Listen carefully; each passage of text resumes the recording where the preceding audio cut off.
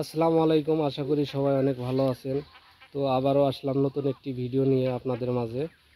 তো মালদ্বীপ তো খোলা হয়েছে, এটা মোটামুটি সবাই জানেন। তো অনেকেই জানতে চাইছেন যে ভাই মালদ্বীপ কত হাজার লোক নেবে, এই বিষয়ে একটা ভিডিও দেন। আসলে ভাই এরকম কোনো কিছু অফিস বলে নাই বা জানা নাই কত হাজার লোক নেবে। তবে মোটামুটি আমি যেটা জানতে পারলাম আর কি, মালদ্বীপ যে লোকগুলো আছে, ফ্রি ভিসার লোকগুলো আছে, এই লোকগুলো কিন্তু বাংলাদেশে সব পাঠিয়ে দিচ্ছে। এবং এরকমও ঘোষণা হয়েছে আর কি যে ফ্রি ভিসার একটা লোকও মালদ্বীপ থাকতে পারবে না। তো এই লোকগুলো পাঠানোর পরে দেখা যায় যে অনেক লোকের প্রয়োজন বা অনেক লোক লাগবে, সেই ক্ষেত্রে অনেক লোক নিতে পারে। তবে যে ফ্রি ভিসার লোকগুলো আছে, এগুলা একটা লোকও মালদ্বীপ তারা প্রবেশ করতে পারবে না এবং কি মালদ্বীপ থাকতে পারবে না। সবাইকে বাংলাদেশে আসতে হবে।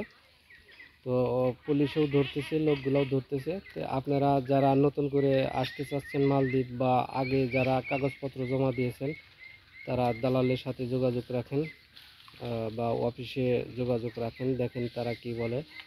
আর বর্তমানে যে ভিসাগুলো উঠতেছে সব হলো যেগুলা ওই কনেকটেকশনের কাজের, তারপরে হচ্ছে ক্লিনারের ভিসাগুলা, যেগুলা এই ভিসাগুলা বর্তমানে উঠতেছে। ভালো কোম্পানির ভিসা একটু দেরি করে উঠতেছে, আর এই ভিসাগুলা একটু দেরি করেই উঠবে। তো যাই হোক, কোনো সমস্যা নেই, আপনারা সবাই আসতে পারবেন। আর দীর্ঘদিন অপেক্ষা যেহেতু করেছেন, আর কিছুদিন অপেক্ষা করেন, অবশ্যই আপনারা আসতে পারবেন। টেনশনের কোনো কারণ নেই। আর এই ছিল আজকের ভিডিও। যদি ভিডিওটি ভালো লাগে অবশ্যই লাইক, শেয়ার, কমেন্ট করবেন এবং আমার চ্যানেলটি সাবস্ক্রাইব করবেন। ধন্যবাদ। ভালো থাকবেন সবাই। আবার নতুন ভিডিও নিয়ে আসবো আপনাদের মাঝে। আল্লাহ হাফিজ।